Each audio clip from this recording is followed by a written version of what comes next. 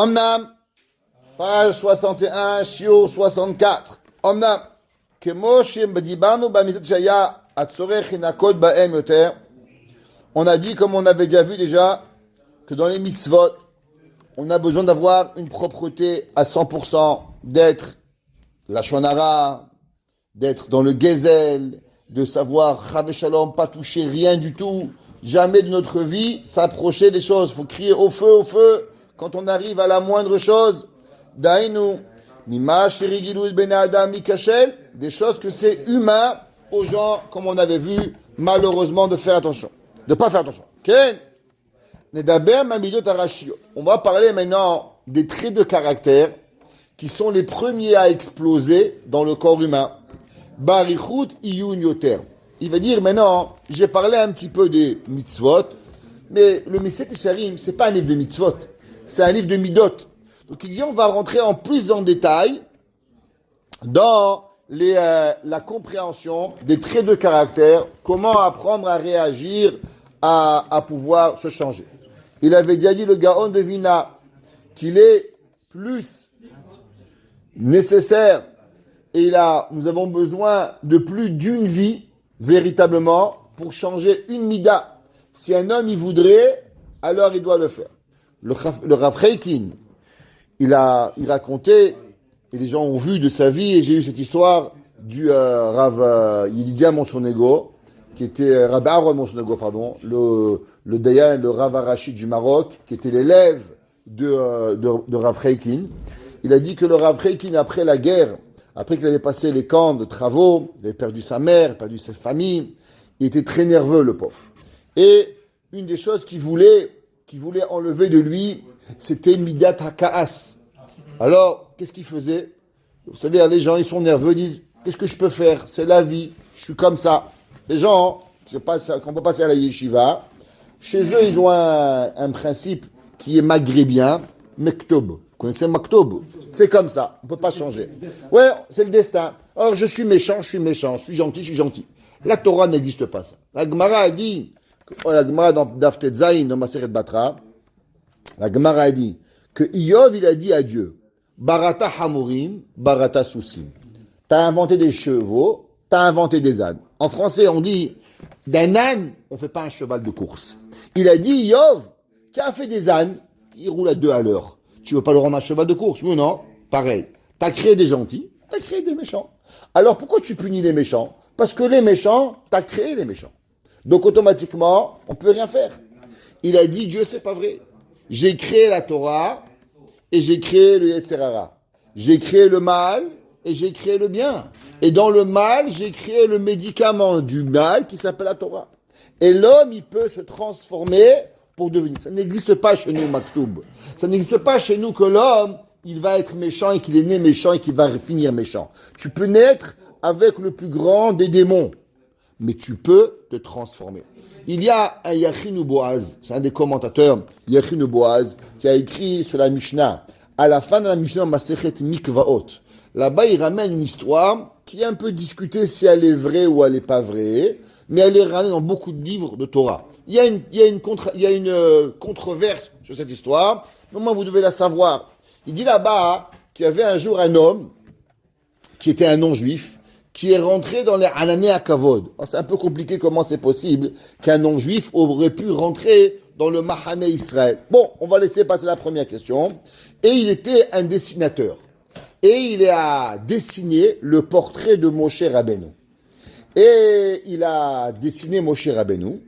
Et il a amené chez un graphologue qui dit visage des gens, et qu'à travers les traits du visage, il pouvait décider et définir le trait de caractère de telle et telle personne. Alors il voulait savoir s'il était un homme bien. Il lui a amené le portrait de Moshe Rabbeinu. Et bien sûr, Moshe Rabbeinu, vous savez que c'est la seule personne que dans toutes les religions du monde on croit à Moshe Rabbeinu. Pourquoi? La Torah dit Ubecha Ya'aminu le'olam. Et en toi, l'humanité va croire. Personne ne croit pas qu'il y a eu Moshe Rabbeinu. Maintenant, est-ce que Moshe Rabbeinu était juif, était musulman, il était chrétien, il était je sais pas quoi? Mais tout le monde sait que Moshe Rabbeinu il a existé. Il n'y a pas de discussion sur ça. Ouais. Et on était sûr qu'il était séfarade. C'est ça, Shalom, on dit, tu pètes le feu. Alors, il a dit, d'où tu sais qu'il était séfarade? Il dit, parce qu'il s'appelait Moshe Rabbeinu et pas Moshe Rabinovitch. Alors, du fait qu'il s'appelait Rabbeinu et pas Rabinovitch, alors on sait qu'il était séfarade. Vous connaissez l'histoire tous, qu'il y avait un jour, un gars, il dit, pourquoi les juifs, ils ont le shmates? Il dit, dans les habits. Il dit, parce que le premier, notre père, il s'appelait Avraham Abinu. Yitzhak Abinu, Yaakov Abinu. Après, on est parti en exil, on a oublié un petit peu les habits. Chaque Moshe Rabbeinu est venu, il dit Moshe Rabbeinu. Alors, on a continué la tradition d'habiller dans les habits. Ok, super, on continue. Alors, ça vole très bas ce matin, on vole pas très haut. Alors, comment il s'appelle? Yov, il a dit que l'homme, il doit. Alors, Yov, Moshe Rabbeinu, une seconde. Donc il a fait ce dessin et il a amené Moshe Rabbeinu. Cet homme-là, il a dit, mais cet homme-là, c'est un voleur, c'est un assassin, c'est un roublard. Il lui a donné tous les défauts qui existent. Il dit, mais tu rigoles ou quoi? C'est Moshe Rabbeinu, que tout le monde il sait qu'il est monté au ciel. Cet homme-là, il est reparti chez Moshe Rabbeinu. Et il a dit, Moshe Rabbeinu, voilà, je suis parti chez un homme qui connaît la Chokhmat Apanim, et il m'a dit que tu étais voleur, tueur, tu étais tous les défauts du monde. Moshe Rabbeinu lui a dit, c'est vrai. Dans ma nature, je suis un voleur, je suis un tueur, je suis un bandit, mais la Torah, elle m'a transformé. La Torah, elle m'a transformé mes midot. Ça veut dire qu'il dit le Yachin Boaz, il n'existe pas dans la vie un homme. Moi, je suis né bête. Moi, je suis né que je peux pas faire. Je suis limité. La Torah, elle délimite toutes les limitations. On raconte souvent, il faudra amener cette histoire parce qu'elle est très forte. Il n'y a pas très longtemps, il y avait un de nos grands maîtres, qui s'appelle le Maharamshik. Le Maharamshik était le Talmid du Khatam Sofer. Et on raconte que un jour, le fils du Khatam Sofer, le Ketav Sofer, il a eu besoin d'un livre. Il était en vacances et il lui a demandé, est-ce que tu as tel livre? Il a demandé, quelle page tu as besoin? Il a dit, telle page. Il dit, donne-moi dans 1 heure, je te l'amène. Il a pris une feuille, il a réécrit toute la page au complet, avec tous les commentaires. Le Ketav Sofer, quand il a vu ça, il est devenu fou. Ils m'ont dit, Rabbi, de quoi tu es devenu fou? Il dit, mais vous savez pas c'était qui le Maharamshik? Le Maharamshik, quand il est arrivé à la yeshiva de mon père, quand mon père lui disait, amène-moi un Mishnah Bura, il arrivait à l'armoire, il oubliait. Il devait dire, Mishnah Bura, Mishnah Bura, Mishnah Bura, Mishnah Bura, Mishnah Bura. Sinon, de sa place, à l'armoire, il oubliait. Il n'avait pas de mémoire. Quand sa mère lui demandait, amène-moi une fourchette, il disait, fourchette, fourchette, fourchette, fourchette. Sinon, quand il arrivait au tiroir, il avait oublié. Plus bête que lui, tu faisais pas. Et comment cet homme-là, il a pu devenir un génie de la Torah? Le Maharamshik, il a écrit des tchuvot incroyables, d'une géonout, d'une chokhma, au dehors d'un normal. Pourquoi? À cause que la Torah, elle a une force de transformer la personne à tous les niveaux. Chez nous, ça n'existe pas. Ben ouais, tu comprends, je suis voleur. Tu comprends, je suis menteur. Tu comprends, je suis un Baal Kava, un Baal Garava. Ça n'existe pas.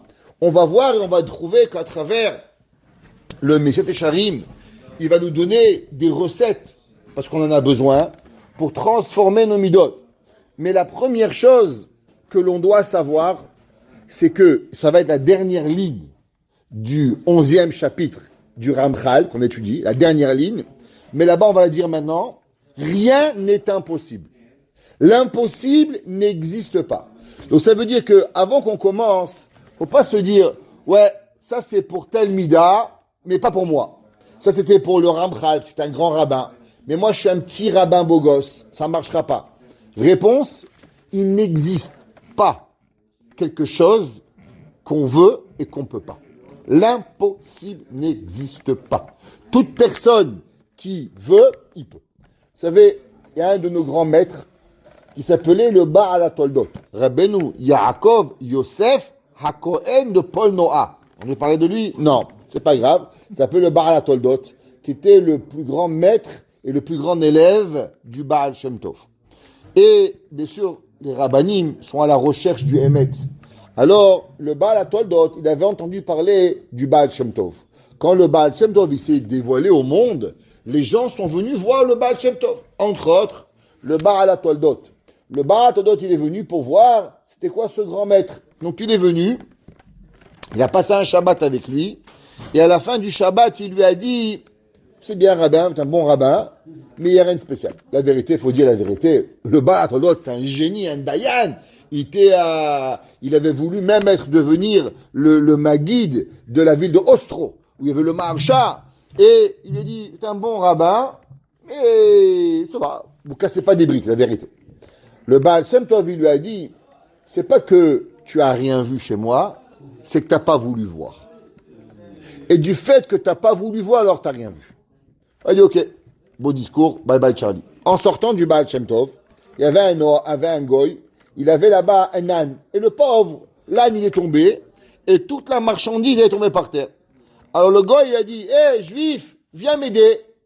Alors le rat, vu comment il va aller aider un gars à ramasser ses tomates, il dit, non, je peux pas. Le goy, il dit, non, pas que tu peux pas. Tu veux pas m'aider. Et là, le Baal, il dit, ah, tiens, ça me rappelle un discours, ça.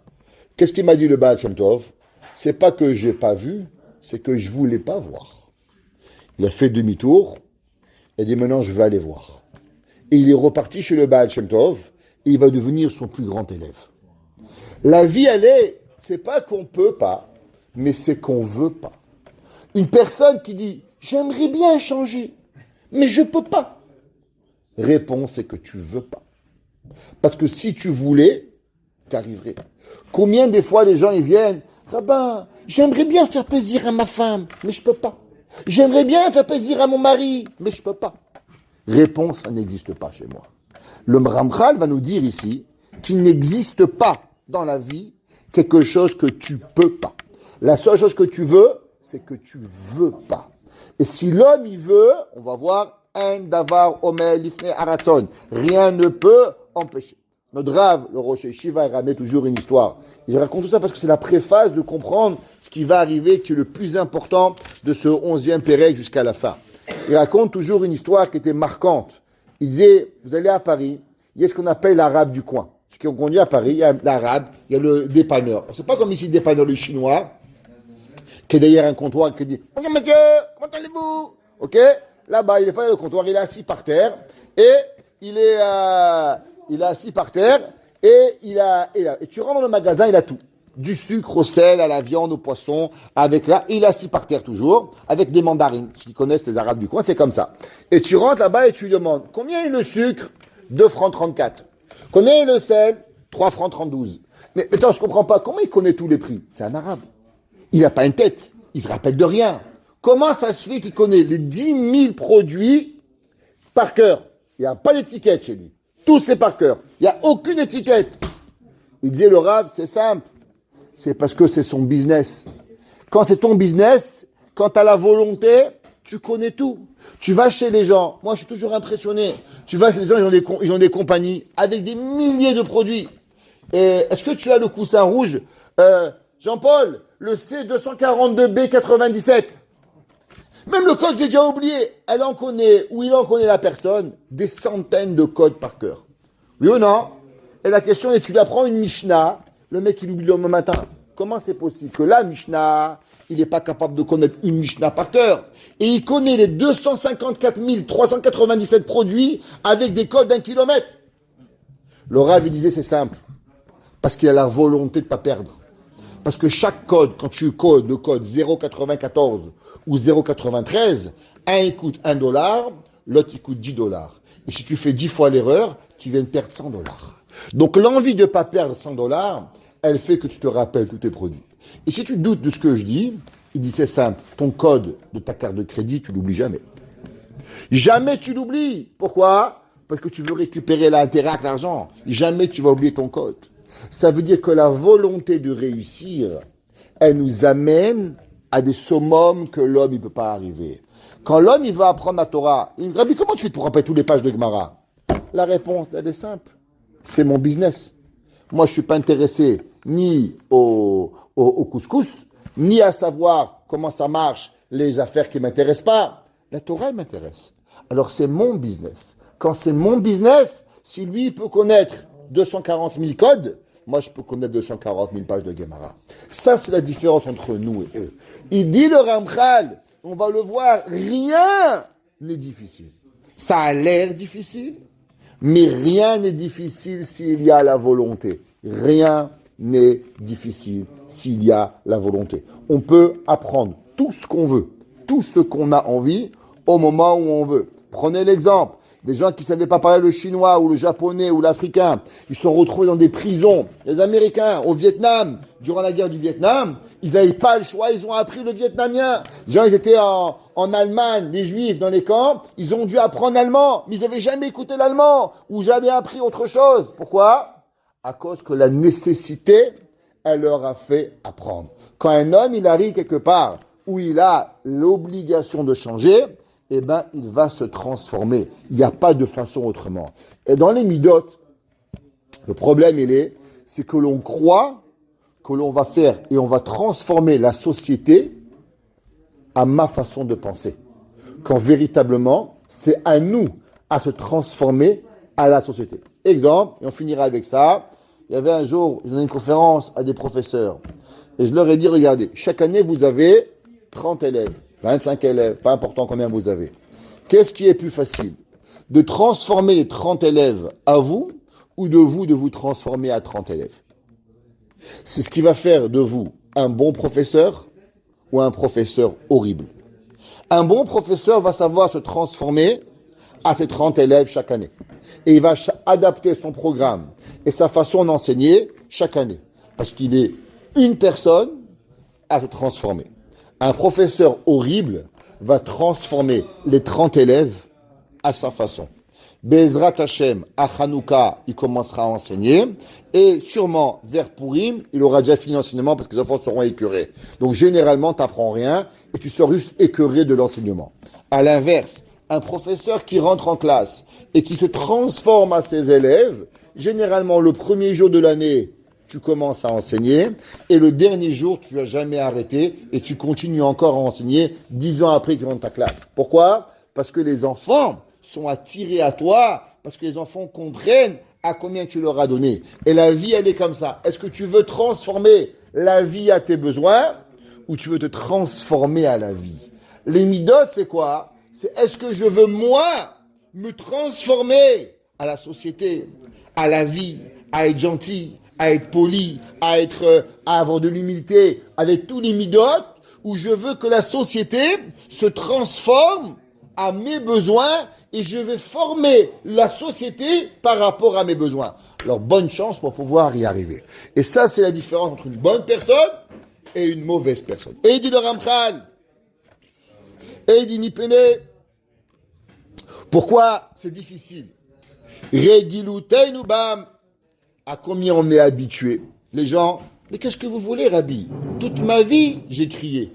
Vous croyez que je vais dire à ma femme des compliments ? Mais toute ma vie, j'ai pas fait des compliments. Qu'est-ce que vous voulez ? Que je sourisse ? Ben, toute ma vie, j'étais mchaïnef. Toute ma vie, j'étais tronche de cake. Je vais continuer. C'est comme ça. Vehem. Et c'est quoi les bases des mauvaises midotes ?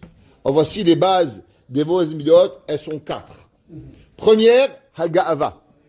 L'orgueil. Généralement, pourquoi une personne ne peut pas changer ? C'est parce qu'il pense que le monde lui doit tout. Tu t'imagines, à moi, elle m'a dit. À moi, on me parle comme ça. À moi. Mais c'est qui toi ? Le gars, il m'appelle. Mais à moi, Rabbi. À moi. Je dis, oui, mais c'est qui toi ? Mais moi, Rabbi, vous comprenez ? Moi, on me parle comme ça. À moi.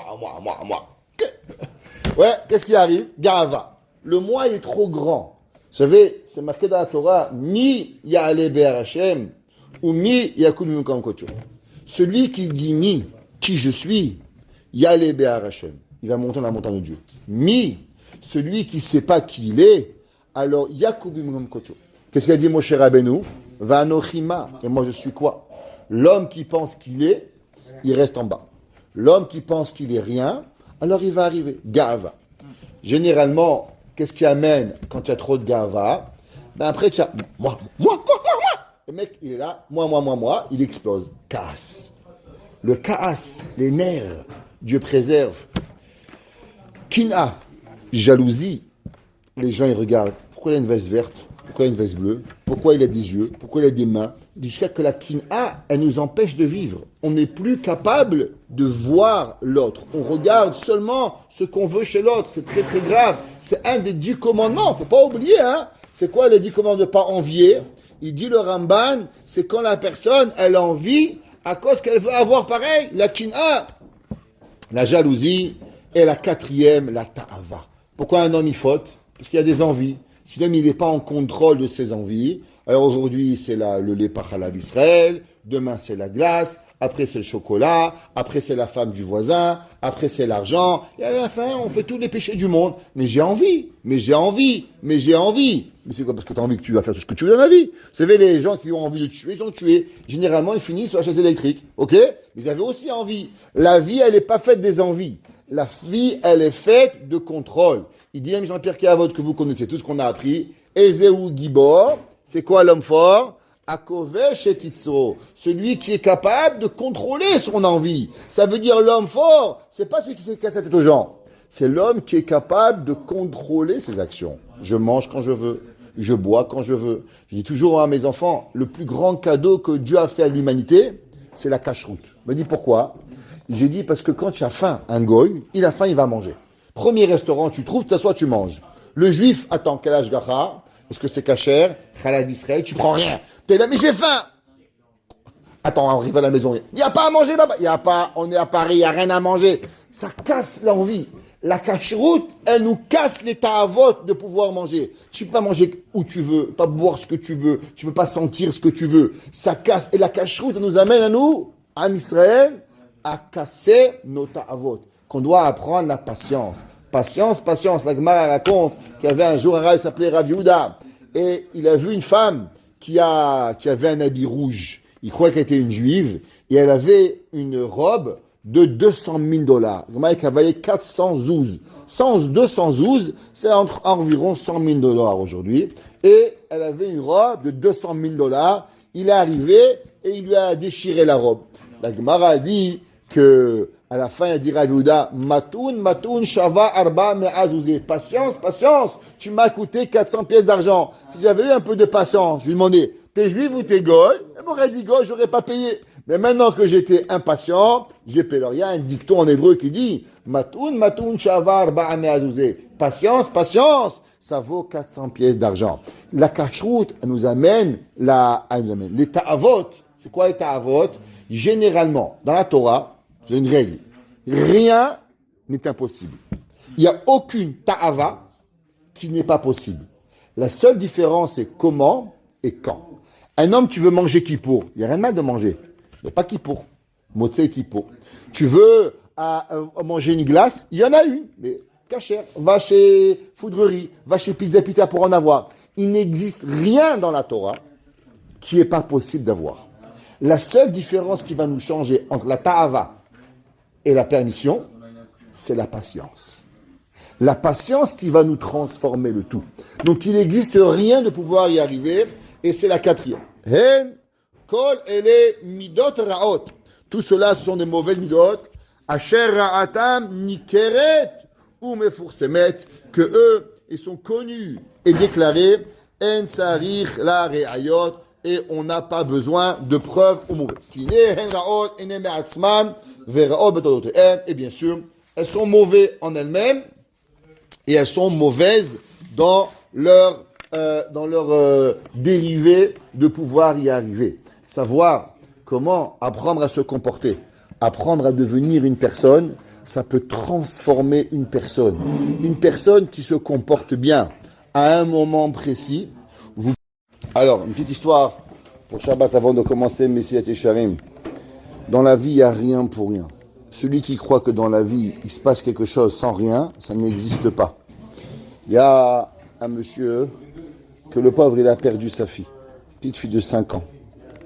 Quand il a perdu la fille de 5 ans, quand il est arrivé, la tragédie de Méron, de 45 enfants pratiquement qui sont morts, ce monsieur, il a dit, comme quoi, qui va comprendre mieux des parents que moi? Moi, j'ai perdu un enfant. Je connais la tristesse de ce que c'est. Je pourrais peut-être aller les réconforter.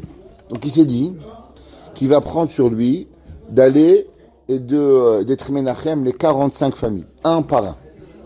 Les Juifs, c'est un peuple incroyable. Celui qui n'a pas compris que les Juifs, on est incroyable, il n'a rien compris. La première chose qu'il faut comprendre, c'est qu'on est un peuple incroyable. Dans la gentillesse, dans l'amour, dans la bonté, d'être Juif. Simple. Ok? Baïchanim, Rahmanim, Gomle Hassadim, Baruch Hashem. Alors, il habite à Bnei Brak.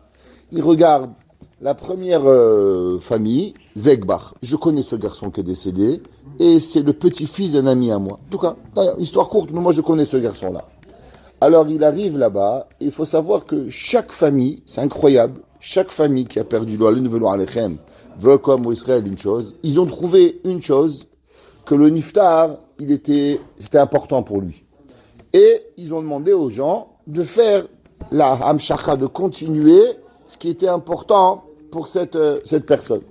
La famille Zegbach, où il va là-bas, il lui demande, voilà, on a trouvé que ce Mordechai Zegbach, ce garçon-là, il avait une mitzvah qui tenait à cœur.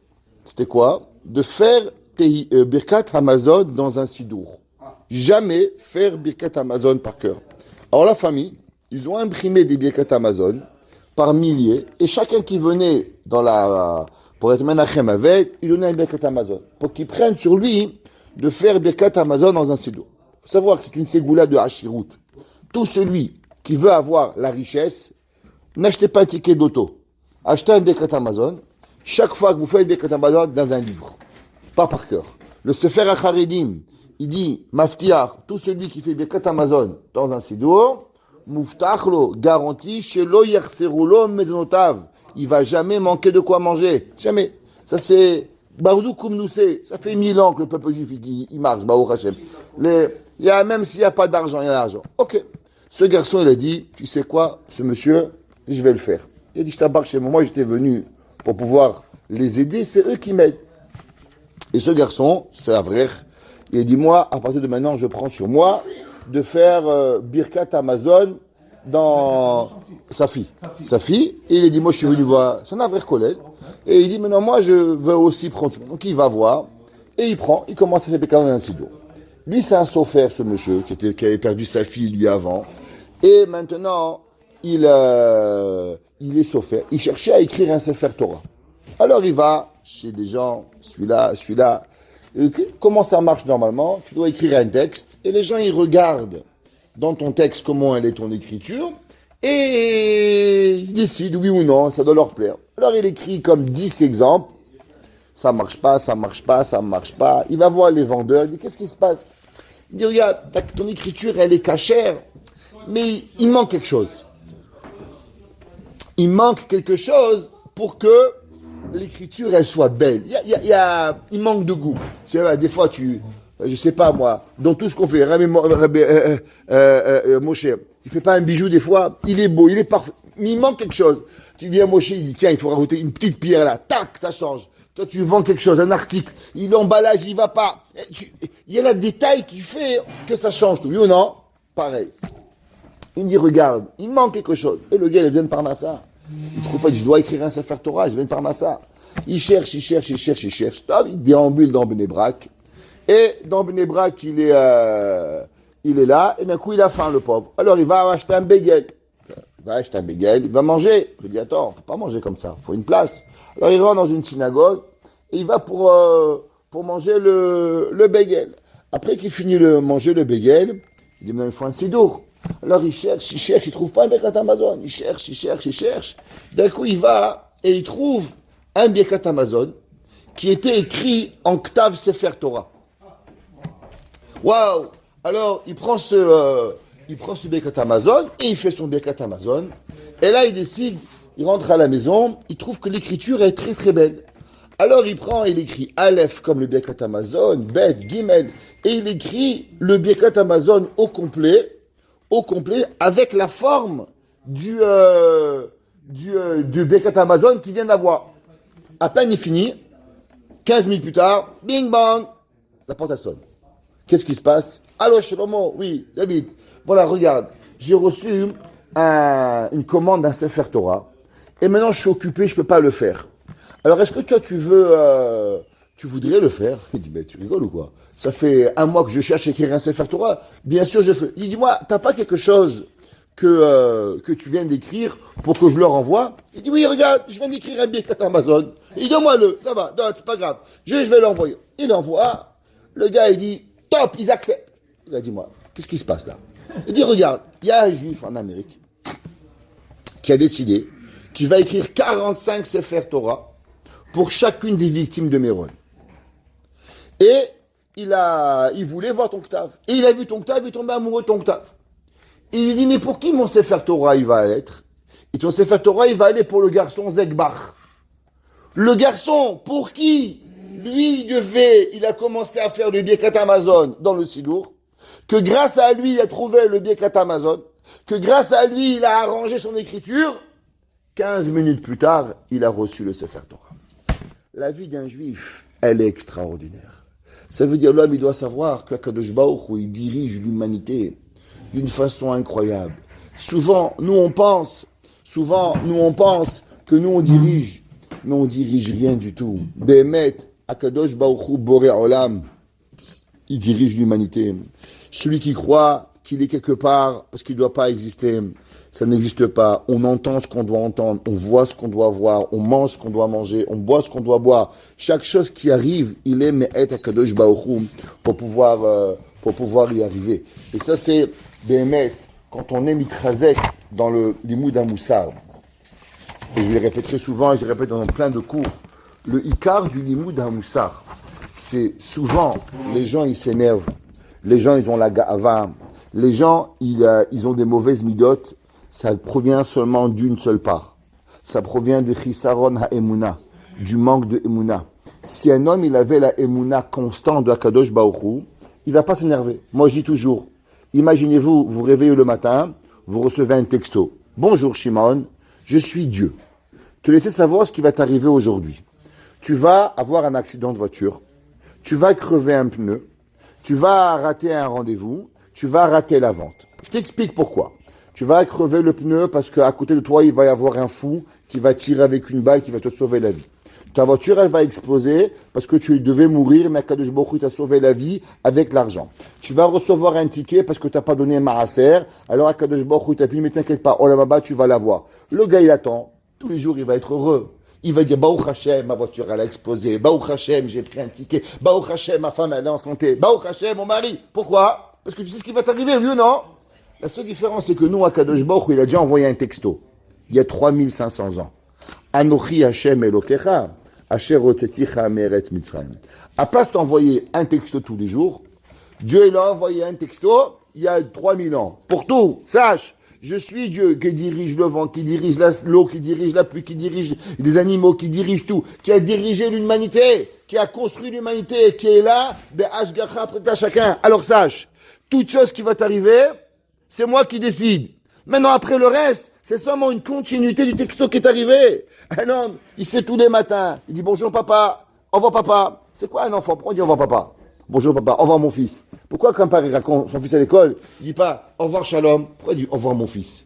Parce que l'enfant, quand la journée, il doit savoir, la vie elle va être dure, l'école elle va être difficile, le professeur va le faire travailler, il va être puni. Mais c'est pas grave, parce qu'il sait qu'il a un père qu'il aime.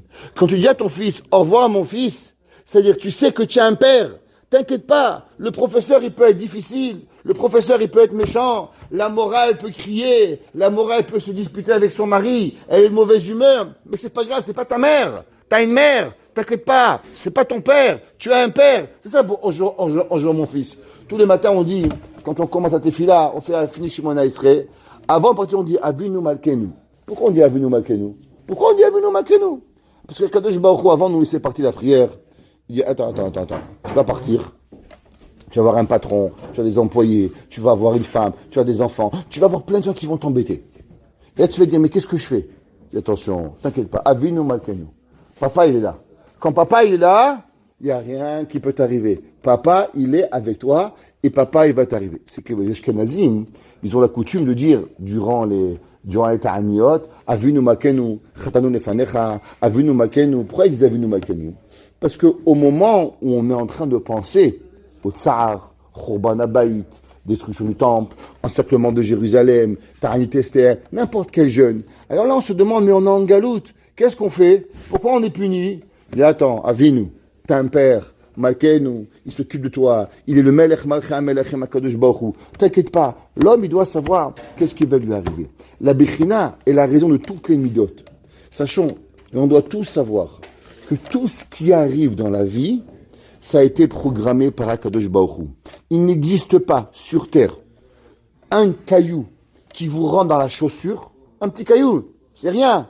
Si Akadosh Baruch Hu, il n'a pas décidé que tu vas avoir un caillou dans la chaussure. Il n'y a pas un grain de sable qui te rentre dans la poche et que quand tu rentres la main, tu sais le grain de sable qui te rentre sous l'ongle, qui te rend fou, qui te prend 15 minutes à enlever toute la journée que tu es en train de griller. Tu connais cette sensation que tu es là? Même ce grain de sable qui rentre dans ton ongle, il provient de Akadosh Baruch Hu. La Gemara dit qu'est-ce que ça représente une difficulté. La Gemara dit quand tu rentres un main dans la poche pour sortir une pièce de $1 et tu sors une pièce de $2. Ça fait partie déjà des sourires de la personne, que la personne doit avoir la souffrance d'Akadosh Baruch Hu. Il n'y a rien dans ce monde qui nous arrive en rien. Quand l'homme il réfléchit à tout ça, qu'il y a rien, Akadosh Baruch Hu il est avec nous. Dieu préserve, on a une maladie. Dieu préserve, on a une petite chamaillerie avec notre femme. Dieu préserve, on a le rabbin qui m'a pas fait un sourire aujourd'hui. Il m'en a fait trop, le rabbin. Des fois, il est trop souriant. Ça arrive, des rabbins, ils sourient trop, ils embêtent. Vous connaissez cela. Eh ben, chacun, tout ce qui arrive, c'est Me'et Hashem. Ça vient de Hakadosh Baruch Hu. Et si on a cette émouna à 100%, l'homme, il faut savoir que Be'emet, il pourra rien lui arriver. Il peut passer toutes les difficultés de la vie, tout ce qui peut arriver, et il pourra vivre sans souci, sans bagarre, sans colère, sans rien. Pourquoi? Akol Me'et Hashem. Tout vient de Hakadosh Baruch Hu. Des fois, on a dit, mais qu'est-ce qui m'arrive? J'ai reçu un email, il y a 3000 ans, qui est quoi? Anochi Hashem Elokecha. Vous savez, il y avait un jour, un arabe, il a creusé sous la mosquée. Il a trouvé un fil. On dit, qu'est-ce que ça veut dire? Et ça veut dire que Mohammed, il avait déjà le téléphone il y a 2000 ans. Il dit, waouh. Un juif, il a creusé sous le cotel, il n'a pas trouvé de fil. Il dit, qu'est-ce que ça veut dire? Il a dit, Moshe, depuis 5000 ans, on avait déjà le Wi-Fi. Ok?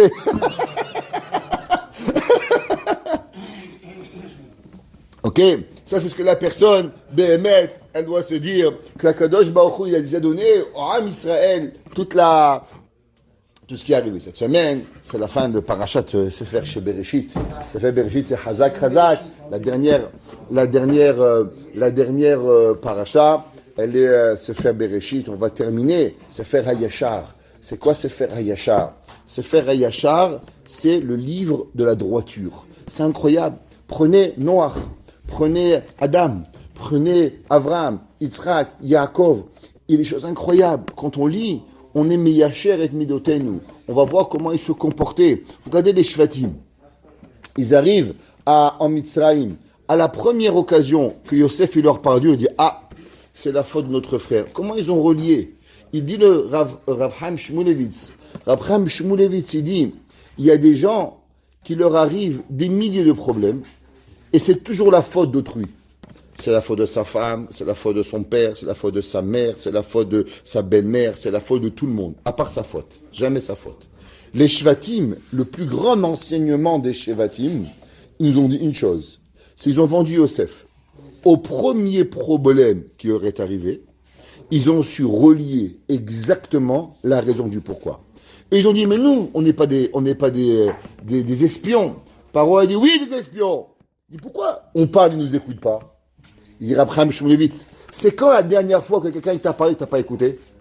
Ah, il a dit Réhouven, notre frère. Notre frère, il a crié, ne me vendez pas, on n'a pas écouté. La dernière fois que quelqu'un m'a parlé et que je n'ai pas écouté, c'était mon frère. Je répare la Avera de mon frère. Ça veut dire que les Shvatim, ils vivaient dans une telle grande perfection qu'ils savaient chaque chose ce qui leur arrivait, pourquoi il leur arrivait. Dans la vie, il faut savoir, rien ne nous arrive pour rien. S'il nous arrive quelque chose, il y a toujours une corrélation d'une action sur une autre action. Et si l'homme ne comprend pas pourquoi, alors automatiquement, c'est ça son erreur. Mais en vérité, l'homme, il doit savoir Behemet pourquoi. Encore deux petites histoires et je vous laisse partir, après ce sera 10 heures.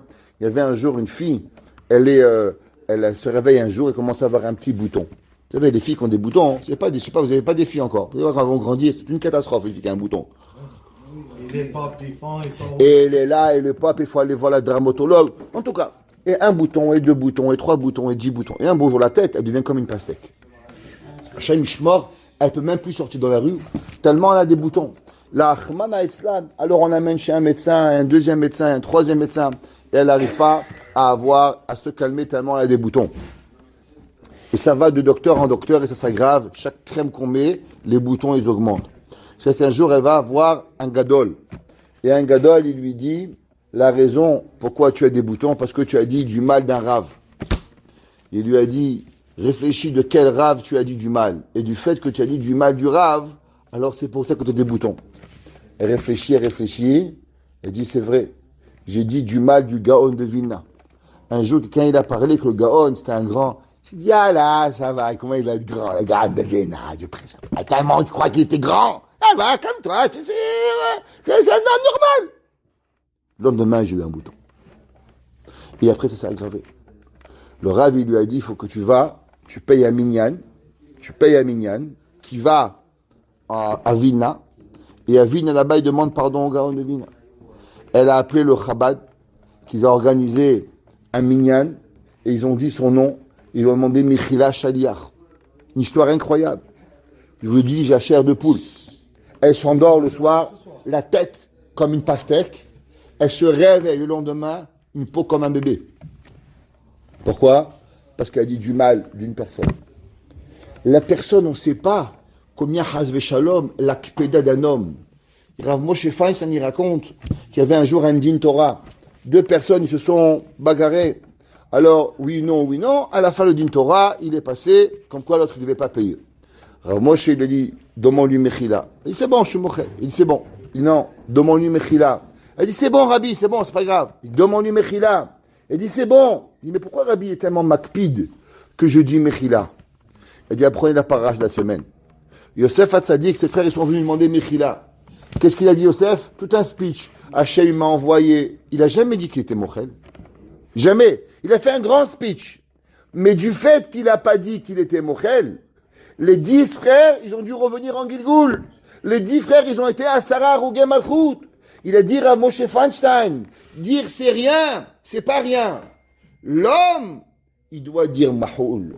L'homme, il doit demander Mechila. T'as fait une erreur? Il dit c'est pas grave. C'est oui grave. Si c'était grave, c'est pas grave, tu aurais dit Mechila. Le fait que tu dis pas Mechila, c'est que ça veut dire qu'il y a quelque chose. Et dire à Moshe Feinstein, la leçon de la parasha de Vayechi, quand quelqu'un il vous fait quelque chose, dites-lui Mahoul. Ne laissez pas aller, c'est pas grave. C'est pas grave, ça a amené des milliers d'années plus tard, la Sarah Malchut. Le Kadosh Baruch Hu, il se rappelle de nous. Qu'on se rappelle qu'on a reçu un email il y a 10 000 ans, il y a 3 000 ans. Qu'on se rappelle qu'à chaque moment qu'il nous arrive quelque chose, de relationner ce qui nous arrive avec ce que l'on doit faire pour pouvoir arranger nos midotes.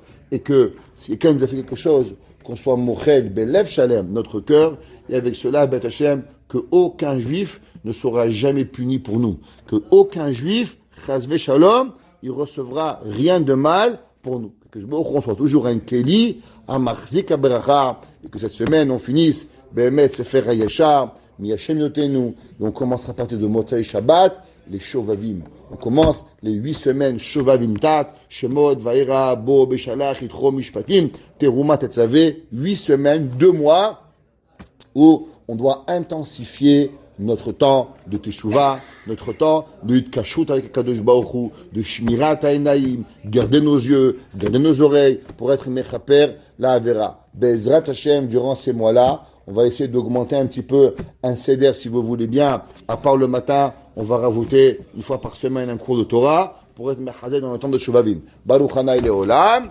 Amen ve Amen.